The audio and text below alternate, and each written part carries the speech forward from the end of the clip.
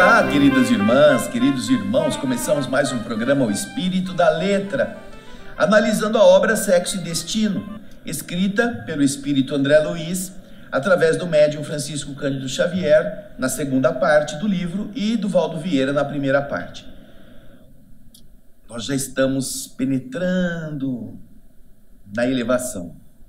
Saímos daquela trambolheira que foi o ser humano ignorante, imaturo, descontrolado, descrito na primeira parte, e agora estamos iniciando a ação divina, a recuperação.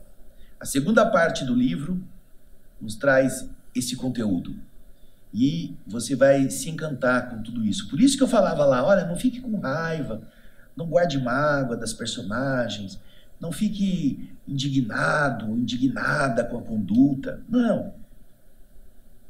Porque tudo isso tem conserto. E é o que nós vamos ver agora. Vamos para o capítulo 5º. Nós já estamos indo já para a metade da segunda parte.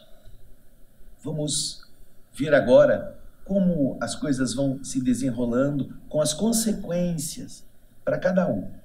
Acompanhe aí na tela. Pega o seu caderno, suas anotações, faça anotações do seu livro e ajude-nos a fazer com que mais pessoas possam chegar a esta obra que é fenomenal, porque fala da afetividade, muito importante nos dias atuais. Vamos lá? No entardecer do dia seguinte, enquanto seguimos de perto, aquela crescente renovação íntima de Cláudio, o pai da Marita e da Marina, que por algumas vezes já conseguira se entender com Agostinho, aquele senhor que foi fazer o passe magnético, que era espírita, que era uma pessoa importante no banco onde o Cláudio trabalhava, ele já havia conseguido se entender com esse Agostinho algumas vezes, adquirindo mais amplos recursos de cultura espírita. A filha de Aracélia, a Marita, aquela que foi atropelada, repousava sob os cuidados, sob o patrocínio de Moreira, aquele espírito obsessor inicialmente, que andava com o Cláudio, que esse Moreira se reconfortava ao identificar o resultado compensador do próprio esforço. Ele mesmo, agora, compreendia que a moça se afinava muito com ele, com mais segurança, a esse apoio fluídico que ele dava. E ele se alegrava com isso. A providência divina abençoava aquele lavrador bisonho, aquele trabalhador inexperiente, propiciando a ele a aventura, a alegria de contemplar esses brotos promissores das primeiras sementes do bem que ele plantava. Se ele se afastasse um pouco, ficasse distante do posto durante alguns minutos, a jovem, cujo corpo espiritual se revestia de uma grande suscetibilidade, muito sensível, muito delicado em vista do desgaste do corpo físico, essa moça passava a gemer, denotando o sofrimento agravado. E, tão logo o sustentador retornasse à posição, ela se acalmava subitamente. Moreira se sentia útil, se orgulhava, encontrava motivos para conversar conosco, trocando impressões, solicitava esclarecimentos, a fim de entrar em processos mais eficazes de auxílio. Ele havia adquirido interesse para o trabalho. Ele parecia um homem que em vão houvesse suspirado muito tempo por ser pai e que achou uma criança, para então conseguir-se com ela ocupar o vazio do coração. Achou uma criança para criar. Cláudio, por sua vez, não se limitava a ele mesmo se transformar. Desdobrava-se por dispensar à filha todo o carinho e toda a assistência de que se via capaz. O médico, aquele que estava cuidando da filha, trouxera pela manhã um neurologista. Falou-se em modificação do tratamento e na consequente internação da menina numa casa de saúde em Botafogo. Entretanto, aquela inflamação da membrana abdominal, que nós chamamos de peritonite, desaconselhava a mudança rápida. Por essa razão, concordou-se na aplicação maciça de antibióticos até que a melhora esperada autorizasse essa mudança de hospital. O pai não poupava cuidados, nem desencorajava qualquer providência tendente a socorrê-la, não importa quanto custasse. Quando chegou a noite, o irmão Félix veio até nós e, após dar parabéns a Moreira pela tarefa que realizava, contou-nos sobre a desencarnação de Dona Beatriz, aquela que estava lá na casa dos Torres, a esposa do Nemésio. Ele disse que essa senhora, Dona Beatriz, havia se desligado, enfim, daquele corpo que o câncer abatera. Verificada a estabilidade dos serviços em andamento, já que ele viu que estava tudo em ordem no hospital com a Marita, Félix nos convocou a ir com ele no rumo da direção dos Torres. Nós fomos. No caminho, apesar de discreto, irmão Félix desabafou-se. E ele nos disse, e se preocupava pela Marina, a moça, irmã daquela que estava no hospital. Era indispensável protegê-la contra a obsessão começante. Moreira havia se afastado, porque agora ele estava lá com a Marita. No entanto, Moreira havia levado para lá os arruaceiros que ele havia contratado, e eles permaneciam lá no pátio interno, aqueles que eram os arruaceiros e vampirizadores que Moreira havia contratado. Perseguidores gratuitos e infelizes que, inevitavelmente, trariam outros para tumultuar a vida mental da moça comprometida pelo remorso. Nós estamos muito acostumados na Terra a julgar as outras pessoas por condutas que nós consideramos inadequadas, levianas, baixas. Nós chamamos as pessoas de prostitutas, com nomes variados. Nós ridicularizamos a maneira de relacionarem-se os seres humanos no mundo, na área da sexualidade. Nós consideramos pessoas indignas, às vezes por simples comportamentos banais, estilo de roupa, maneira de vestir, jeito de falar, quando não qualificamos com pesados adjetivos algumas outras que são homens ou mulheres, criaturas mais arrojadas. Esta maneira de considerar o seu semelhante é muito típica de um planeta de prova e expiação, onde o mal predomina. E o julgamento que se faz desses comportamentos demonstra, na verdade, a maneira mesquinha de quem julga. E o olhar pequeno, obtuso, curto, do ponto de vista espiritual, da criatura que qualifica seu semelhante por determinadas condutas. Algo semelhante a isto, por exemplo, você encontra uma pessoa numa festa e ele está com um copo de uísque, que você nem sabe se é dele, e você pensa assim, nossa, mas esse cara bebe, não? Deve ser um bêbado. Você encontra uma pessoa que está meio ébria, meio alegre, porque tomou todas, porque é festa de aniversário da filha ou da formatura do filho e está todo feliz.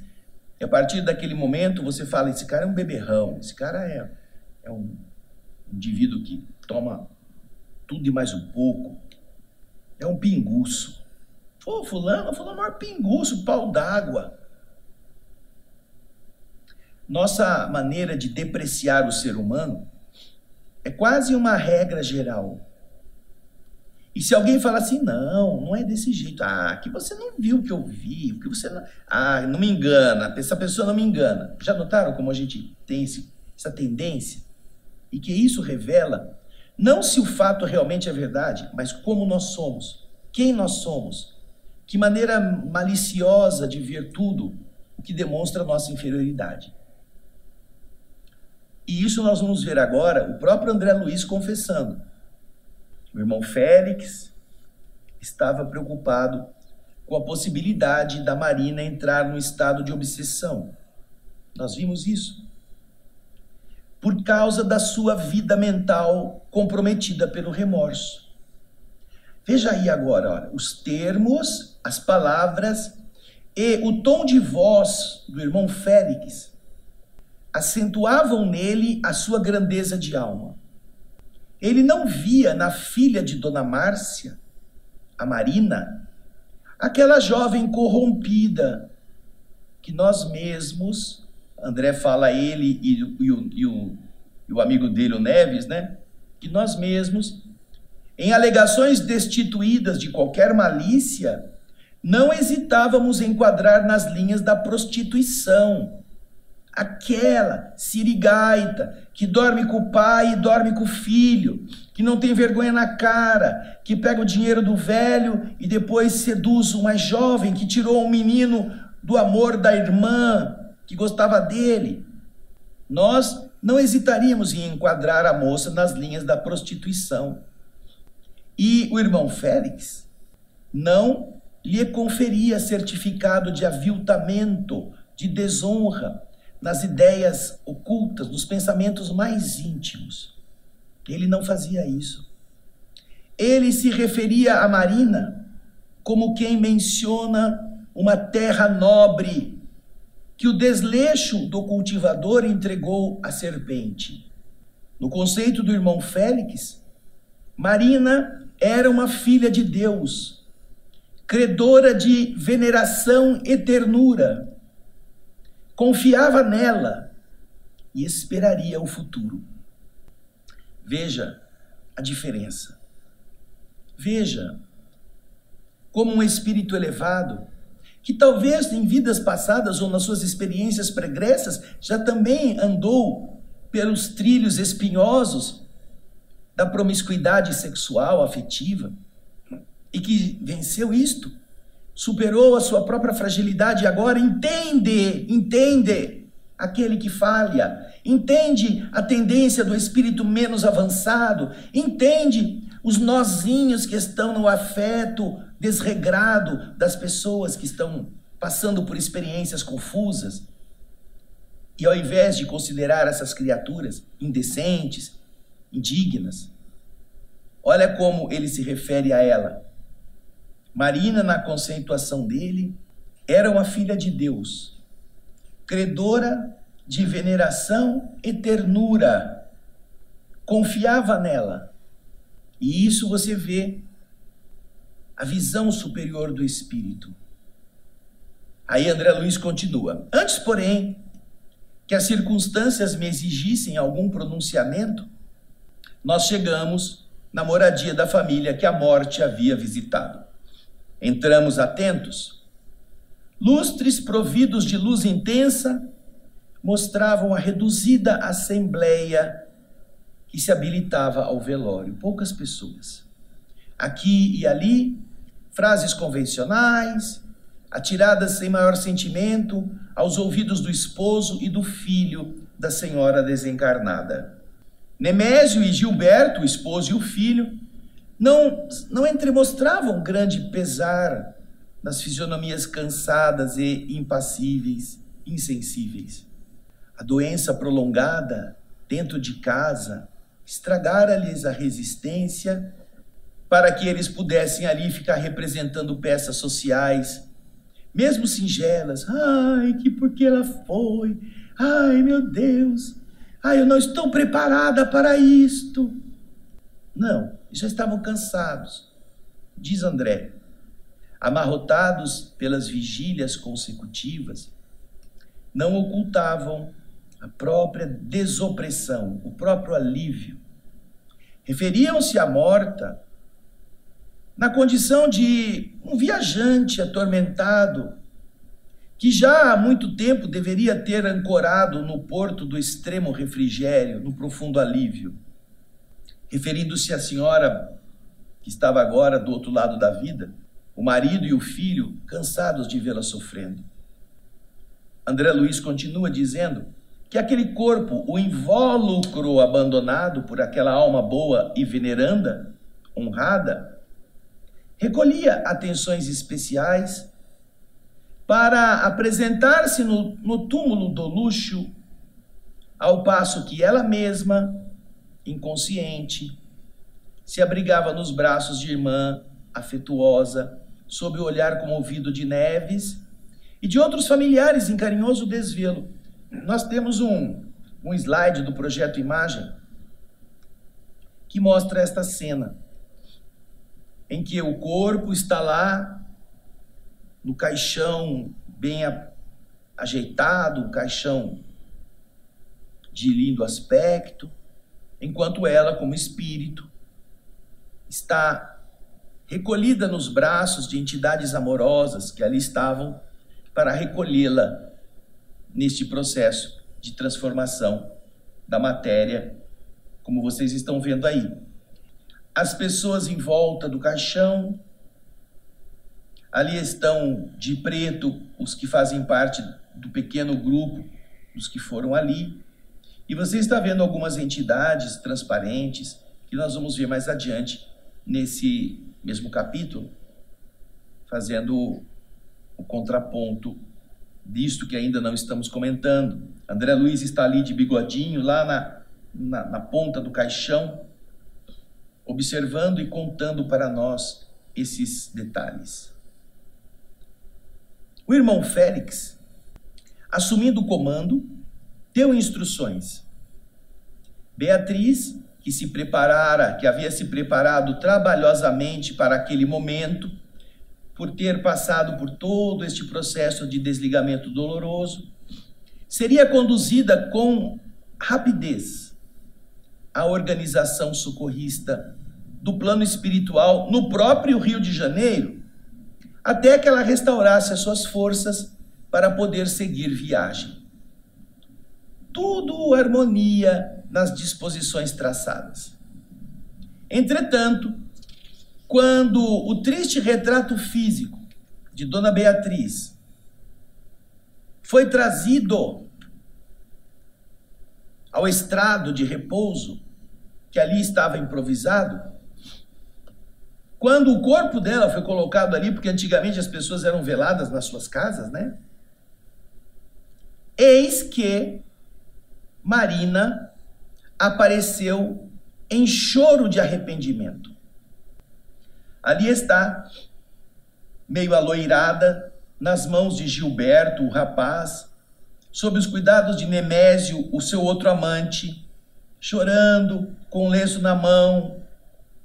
Ali está, Marina, em um verdadeiro pranto de arrependimento. Chorava, tocada de dor sincera e inexprimível. Ela parecia, naquela reunião de etiqueta formal de velório, a única pessoa ligada por laços de amor à piedosa dama, a Dona Beatriz, que guardava calada e humilde a última página da existência naquela casa que a fortuna abrilhantava. Eles eram ricos.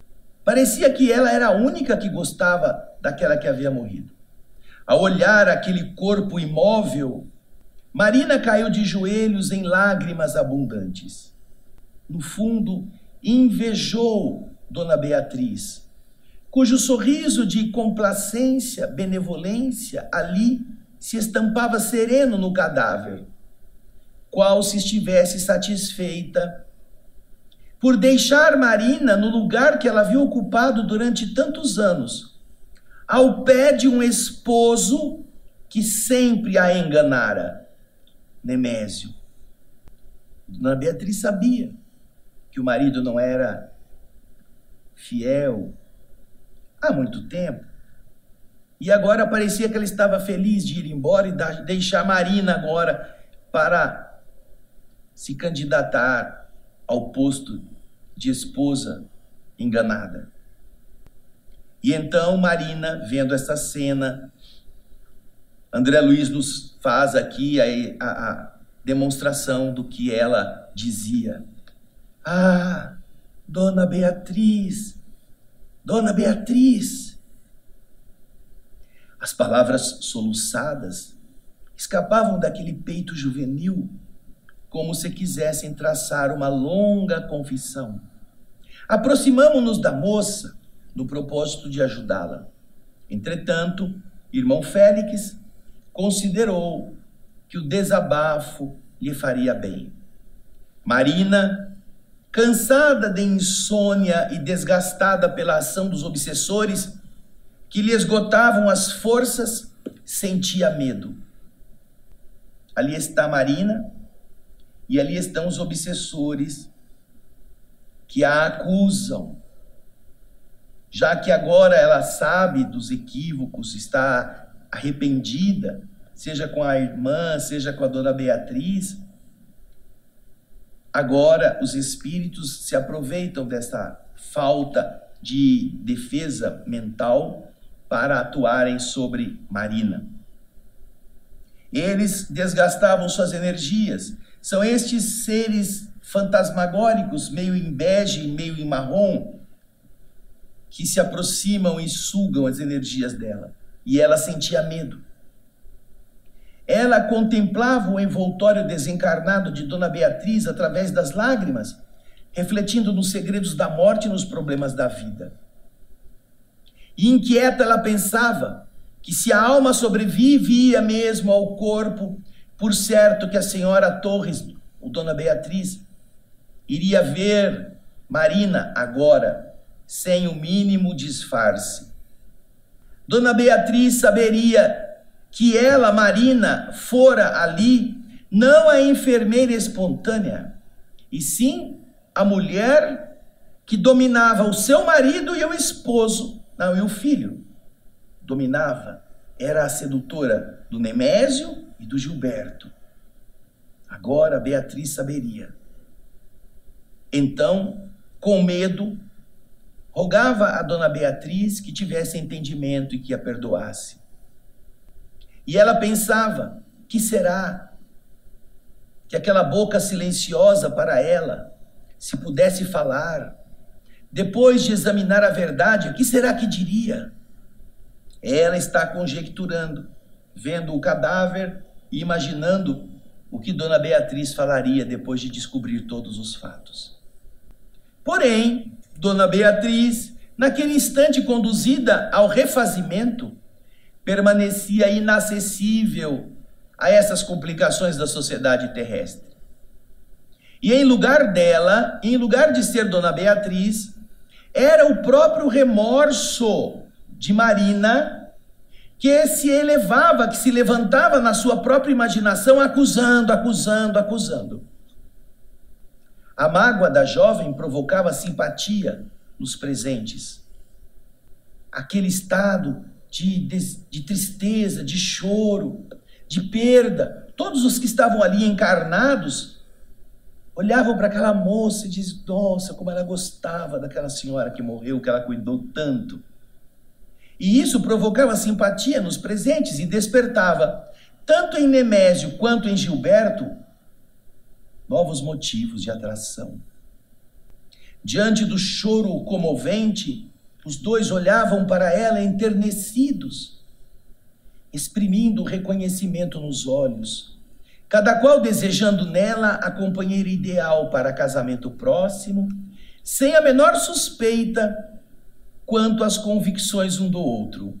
Nem o pai sabia que o filho a queria, nem o filho sabia que ela transava com o pai. Naquela mesma noite, eu percebi a falta de Dona Beatriz no ambiente vibratório da casa.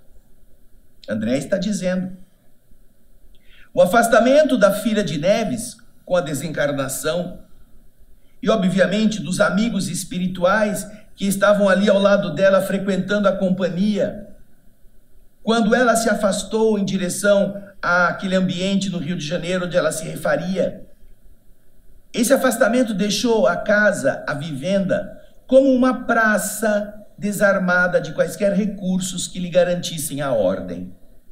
Transcorrido algum tempo sobre o velório mesmo em si, vagabundos desencarnados nele tiveram acesso livre. O nível de pensamentos descambou para a conversação libertina, leviana, fútil. Nem mesmo a dignidade que a morte inspirava no recinto foi acatada. Relatos cômicos, piadas, apareceram, suplementados pela chacota dos próprios anedotistas, dos que contavam as piadas. Um dos presentes comunicou, entusiasmado, os espetáculos debochados de que ele fora testemunha em uma recente viagem ao estrangeiro, suscitando o interesse de vampirizadores que ouviam as narrações, seduzidos pela tentação de repetir aqueles mesmos fatos, agora na versão deles próprios, os espíritos inferiores. Não contentes com esta situação degradante, por fim, não contentes com aquilo que os licores aristocráticos, aqueles licores que se serviam como um aperitivozinho aos que estavam no velório, que há muito tempo estavam guardados nos armários da família, os beberrões, encarnados e desencarnados, estimularam Nemésio a pedir por telefone uma outra quantidade de vinhos e uísques que rapidamente foram bebidos por gargantas sedentas. No velório, o irmão Félix, prevendo a leviandade, recomendou que se aplicasse a Dona Beatriz, ao espírito desencarnado, recursos anestesiantes, a fim de que ela se mantivesse no isolamento desse licencioso festim, dessa festa desregrada, praticada em nome da solidariedade afetiva perante a morta. Todo mundo bebendo e falando besteira na frente do corpo morto. Os últimos afeiçoados de Dona Beatriz, que estavam ali no plano espiritual para recolhê-la, se retiraram discretos. E nós mesmos não tivemos outro recurso senão largar a residência alta madrugada, depois do socorro à Marina, abandonando os despojos da nobre senhora, o corpo físico de Beatriz, as grossas nuvens de emanações alcoólicas que instalavam por toda a habitação uma atmosfera dificilmente respirável. Para os espíritos, né? André Luiz continua dizendo que somente no dia seguinte, quando terminaram os funerais, André voltou do hospital até a casa dos Torres, onde a filha de Cláudio ainda estava, Marina ainda estava lá. Diversos telefonemas entre ela e sua mãe examinavam a nova situação. Dona Márcia pedia que ela voltasse para casa. Nemésio desejava que a secretária cuidasse da sua moradia. Ele próprio, em dado momento, telefonou a Dona Márcia, solicitando-lhe concessões. Que ela permitisse que Marina permanecesse orientando as servidoras que lhe atendiam a casa.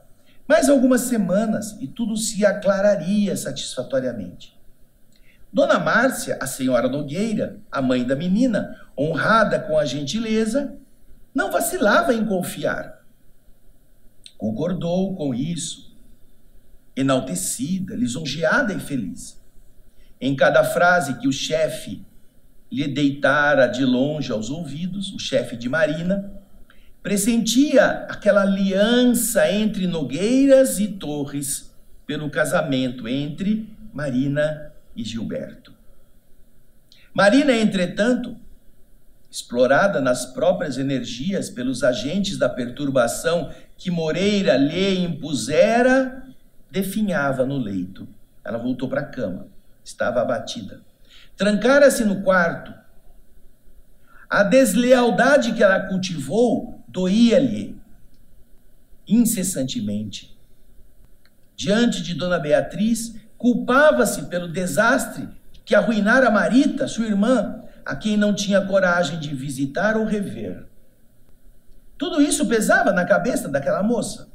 Ela, que se vira até então vitoriosa em todas as partidas, a toda boa, a toda garantidora de si mesma, sentia-se derrotada, à maneira de um lutador afastado da arena pela própria imperícia, pela própria incompetência. Chorava, ouvia vozes, se dizia perseguida por vultos estranhos, fugia de todos, aborrecida, nervosa. Se recebia Nemésio ou Gilberto, caía em crise de choro, que os conselhos não removiam e nem os medicamentos conseguiam sedar. Passados 5 dias de apreensões, Nemésio telefonou para Dona Márcia, com mais clareza, rogando-lhe permissão para um encontro pessoal lá no Flamengo, onde ela morava, na manhã seguinte.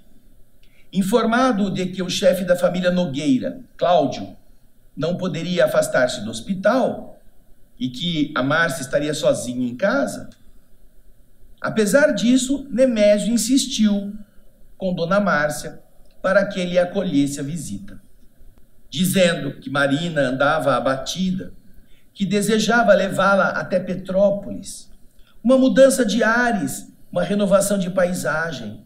A menina havia tombado em prostração e abatimento diante dos sacrifícios que lhe exigira a esposa morta nesse período de fim de vida, de doença. Pretendia ele, Nemésio, cumular a jovem Marina com dedicação, com permanência de alguns dias no clima serrano. Mas para isso, gostaria de ouvir a família, fazer planos. Queria dar à moça um momento de descanso para refazer-se. Dona Márcia, aspirando expor respeitabilidade familiar, tipo, eu quero saber com quem minha filha vai. Ele tem que achar que eu sou uma pessoa que prezo muito as tradições de pureza. Então, Dona Márcia, querendo parecer respeitabilidade familiar, perguntou se Gilberto ia também. Como que, temendo acompliciar-se em alguma ligação indesejável e prematura entre os jovens. Como se ela não soubesse que a filha já tinha se entregado ao rapaz, com o estímulo dela, inclusive. Ela então se deu uma de esposa zelosa, de mãe atenciosa e disse: mas, seu Nemésio, o senhor vai levar minha filha, mas o Gilberto também vai?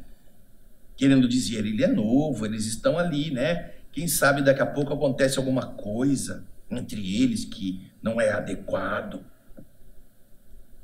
Nemésio, porém, apaixonado bastante pela moça, não conseguia penetrar a sutileza da esposa de Cláudio, que assim se exprimia, que assim dizia essas frasezinhas no intuito de fazer-se passar diante de Nemésio como uma severa guardiã das virtudes domésticas, das virtudes da filha dela. Então, a senhora Nogueira estava aguardando Gilberto para genro e, ignorando a intimidade entre a filha e o pai, o Torres pai, não percebia em toda a extensão, com aquele efusivo atestado de garantia moral que Nemésio automaticamente lhe oferecia, pedindo-lhe confiança. Ela não percebia que Nemésio é que estava interessado na moça. Nemésio lhe dizia: a senhora pode confiar em mim, que esteja tranquila. Marina vai a Petrópolis somente comigo e com uma governanta, mais ninguém. Dona Márcia, então, agradeceu a medida, disse que ela era louvável. Mesmo assim, marcou a entrevista pessoal para o dia seguinte. No momento marcado, acompanhamos Nemésio ao Flamengo, como quem estuda ingrediente perigoso, antes de adicioná-lo a processo curativo em andamento. Vamos ver o que vai acontecer disso aqui para ver onde vai dar. A recepcionadora, a dona da casa, Dona Márcia, não esqueceu de particularidade nenhuma de bom tom, tendo em vista o luto em que os Torres haviam entrado. Enfeites discretos na sala, hortênsias azuis, conjunto de peças em roxo para o café. O negociante ficou agradavelmente surpreendido, cumprimentando a anfitriã bem apessoada, num modelo de algodão transparente e suave. Não sabia se a mulher ali era a segunda edição da filha ou se cabia interpretar Marina como segunda edição da mãe. Comodamente sentados, a palestra começou pela troca de sentimentos recíprocos. Pêsames pela morte de Dona Beatriz, pesar diante do acidente ocorrido com Marita, a moléstia da menina, o cansaço de Marina, o devotamento de Cláudio pela filha hospitalizada, elogios aparentes, apontamentos ao redor das passagens da vida. Dona Márcia, com requintes de apresentação, comentava todos os assuntos propostos com um aprumo de inteligência. Otimismo irradiante, finura de trato. Nemésio, encantado, fumava e sorria, admirando-lhe a personalidade. Conversa vai, conversa vem, a viagem a Petrópolis surgiu à tona, veio à baila. E o diálogo mais vivo desenrolou-se entre aquela que o visitante esperava para a sogra e aquele com quem a interlocutora não contava para genro. Disse então Nemésio, eufórico: a senhora descanse. Marina seguirá em minha companhia, tudo em ordem. Creia que a mudança de ares é a terapêutica adequada. A pobrezinha merece repouso. Gastou-se muito em trabalho. E a mãe respondeu: não tenho objeções. Estranhando o brilho daqueles olhos percussientes, daqueles olhos atentos, que lhe investigavam as reações. Mas disse: o senhor sabe, né, seu Nemésio, sou mãe. Além disso, tenho o marido ocupado com a outra filha, que apesar de adotiva, é para nós um pedaço do coração. Uma viagem assim de Marina, à pressa. Não, mas não se preocupe de modo algum. Afinal, não sou mais uma criança. Sim, mas o senhor compreende, né? Enquanto sua esposa estava de cama, a permanência de minha filha em sua casa era justa. Mas agora, sei que Marina não se encontra no convívio de estranhos. O senhor para nós não é somente o diretor da firma em que ela trabalha. O senhor para ela é também um amigo, um protetor, um pai. E ele respondeu: muito mais do que isto. A senhora Nogueira estremeceu.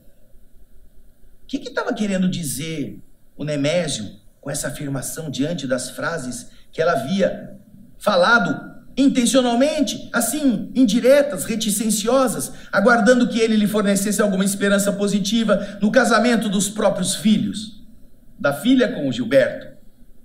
Sem querer, tornou a refletir com rapidez de passagem nas suspeitas de Cláudio. Cláudio havia dito a ela, tempos atrás, os passeios e divertimentos do abastado comprador de imóveis com a menina, que ela admitira, que Márcia admitira que fossem apenas motivos de consolação para um velho sofrido, assumiram o aspecto inconfessável que o marido lhes conferia.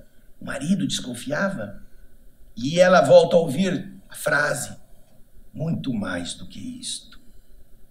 Aquelas palavras, no tempero de ternura com que eram ditas, varavam-lhe a cabeça, acordavam-na para a realidade que nem de leve ela pressentira. Ainda assim, não se dispunha a acreditar. Impossível. Impossível que Marina... Num instante, empregou toda a sua curiosidade feminil no rico negociante, olhando-o de alto a baixo. E como ela era excessivamente humana para poder ver o jogo em que se encontrava, conhecendo exatamente a posição que lhe competia na defesa do próprio interesse, descobriu no viúvo que ela havia suposto arcaico, patriarcal, descobriu nele atrativos marcantes, suscetíveis de impressionar favoravelmente qualquer moça desprevenida. Conhecia, sim, Gilberto, filho, em pessoa, classificando, aliás, como sendo um rapaz notável. Entretanto, concluía ali que o velho ganharia do moço em qualquer torneio de sedução. Ela, que se orgulhava de experiências avantajadas em matéria de ligações afetivas, agora tinha medo. Quis falar, inventando uma saída brilhante, mas engasgava-se. Os olhos conquistadores, na elegância daquele Brumel amadurecido e circunspecto, perturbavam-na. Tremeu, desconcertou-se. Nemésio sorriu, atribuindo a sua emoção ao contentamento de mãe, que se garante quanto ao futuro da filha, e disse, continuou ele dizendo, a senhora não tem razões para afligir-se. Marina é credora de minha melhor consideração. Esteja convicta de que nestes 2 meses de trato diário, ela vem desfrutando a maior liberdade em minha casa. É hoje dona de nossa absoluta intimidade. Estou certo de que a senhora é dama de nossa época. Sem clausura, aliás, e sem preconceito. Sem clausura e sem preconceito. Não se aborrecerá desse modo ao saber que Marina, em meu lar, faz o que quer, gasta o que quer, dorme onde quer, sem que ninguém a incomode. Dona Márcia escutou as alegações com respeito e concluiu que Nemésio lhe estimava a filha desinibida, liberta. Mesmo assim, ficou sem saber onde Torres pai pretendia chegar, em se reportando à independência que Marina usufruía. Não conseguia perceber em que situação o cavalheiro a desejava mais livre, se junto dele ou se junto do filho. Hábil, então, o suficiente para não se arriscar a qualquer apreciação que pudesse arruinar as vantagens futuras, recompôs as energias, esboçou um sorriso brejeiro e falou afável. Bem, eu não tenho uma filha namorando no tempo dos mártires. No entanto, gostaria que o senhor fosse mais explícito. Por favor, eu sei que ela não é santa. E deixando-a quase a estatelar-se de pasmo, Nemésio copiou a doçura de um menino e confessou-lhe o próprio romance. Amava-lhe a filha, aspirava ao matrimônio. Enlutara-se, mas em breves semanas o tributo social desapareceria. Que ela, Dona Márcia, conservasse o segredo perante o marido, não conte para o Cláudio.